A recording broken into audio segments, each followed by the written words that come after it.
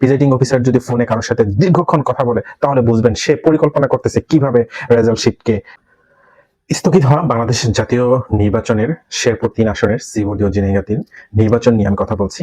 এই নির্বাচনকে কেন্দ্র করে অলরেডি সরকার দলীয় ইঞ্জিনিয়ারিং করে ফেলেছে। কিভাবে ইঞ্জিনিয়ারিং করেছে সেই তথ্যগুলি আমি আপনাকে দিচ্ছি।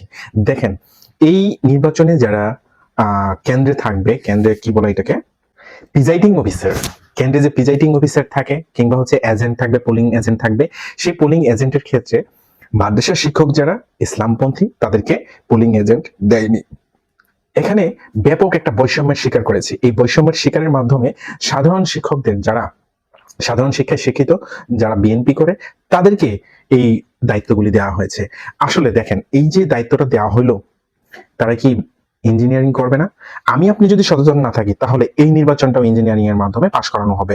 তাহলে অবশ্যই আপনার আমার কাজ কি হবে সেইটার বিষয়ে আপনাকে আমি দিক নির্দেশনা দিচ্ছি। যারা আমাদের প্রধান এজেন্ট রয়েছেন এবং পরিচালক রয়েছেন, তারা ফিল্ডে প্রচুর পরিমাণে ভূমিকা রাখতে হবে, সেই ভূমিকা রাখতে হবে। এবং যারা প্রধান এজেন্ট আছেন সবসময় প্রিজাইডিং অফিসারের সাথে থাকতে হবে। প্রিজাইডিং অফিসার যাতে কোনো রকম ভাবে ফোনে কারোর সাথে কথা বলে কোনো প্রকার ভোটারের যে ফল এটা যাতে কারসাজি না করতে পারে, 5 কে 7 7 কে 5 যাতে বানিয়ে কোনোভাবেই যাতে এই নির্বাচনের ইঞ্জিনিয়ারিং না করতে পারে, সেই সম্পর্কে আপনাকে অসংখ্যবার সচেতন থাকতে হবে। সর্বদাই আপনারা প্রিজাইডিং অফিসারের সাথে লেগে থাকবেন। ইভেন যারা এজেন্ট থাকবেন তারা কি করবেন, দেখবেন কোনো প্রকার জাল ভোট পড়তেছে কিনা, কিংবা এক ভোট দুইবার দিচ্ছে কিনা, কিংবা যারা এই অঞ্চলে নেই অন্য অঞ্চলের মানুষ এখানে ভোট দিচ্ছে কিনা, সেই বিষয়ে আপনাকে লক্ষ্য রাখতে হবে।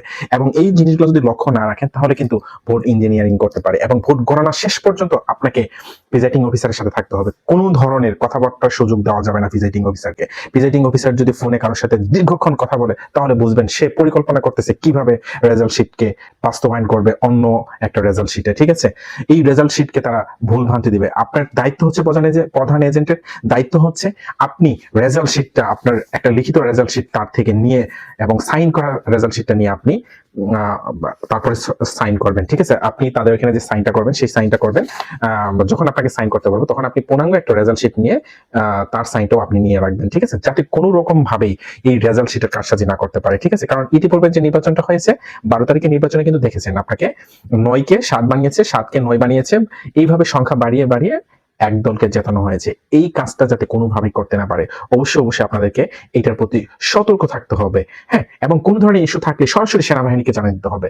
কোনো মাপ নাই, মানে আপনি যদি প্রতিবাদী না হন তাহলে কিন্তু এই নির্বাচনটাও অনেক ইঞ্জিনিয়ারিং করবে। ঠিক আছে, অবশ্যই আপনাকে প্রতিবাদী হতে হবে। যদি কোনো অন্যায় দেখেন, যদি কোনো ভোট দিতে দেখেন যে জাল ভোট দিচ্ছে, কিংবা একজন দ্বিতীয়বার তৃতীয়বার চতুর্থবার ভোট দিচ্ছে, সঙ্গে সঙ্গে তাকে ধরিয়ে দেবেন। ঠিক আছে, এই বিষয়টা আপনারা সর্বদাই লক্ষ্য করবেন।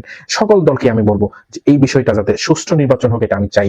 সুষ্ঠু নির্বাচনের মাধ্যমে যে যাবে, যে নির্বাচিত হবে, আমরা তাকেই চাই। কিন্তু কোনো প্রকার ইঞ্জিনিয়ারিং করলে সেটা আমরা মানবো না। জনগণ যদি আপনাকে চাই তাহলে আপনাকেই চাইবে। জনগণ যাকে চাই তাকেই যাতে ভোট দিয়ে জিতিয়ে দেয়। কিন্তু জনগণের ভোটের রায়কে যারা লিখিতভাবে বিভিন্ন রকমের চেঞ্জ করার চেষ্টা করবেন, পরিবর্তন করার চেষ্টা করবেন ইঞ্জিনিয়ারিং করে, সেটা আমরা হতে দেব না। রক্ত এক বিন্দু থাকা মাত্র আমরা এটা কখনোই মেনে নেব না এই ইঞ্জিনিয়ারিংকে। ঠিক আছে, অলরেডি ইঞ্জিনিয়ারিং করে ফেলছে রাষ্ট্র ব্যবস্থায়। ঠিক আছে, তো সেই ক্ষেত্রে যে বৈষম্যটা করেছে সেই বৈষম্যটা আপনাদেরকে লক্ষ্য রাখতে হবে। ধন্যবাদ সবাইকে, আপনারা সাথেই থাকবেন। এই নির্বাচন সুষ্ঠু করার জন্য আপনাদের জনগণদেরকে অবশ্যই এগিয়ে আসতে হবে। জনগণ আপনার ভোট আপনি দিবেন, যাকে খুশি তাকে দেবেন, কিন্তু আপনার ভোট নিয়ে যাতে কোনো পায়তারা কেউ না করতে পারে, আপনার ভোটটা যাতে কেউ নষ্ট না করতে পারে সেই দিকে লক্ষ্য রাখতে হবে।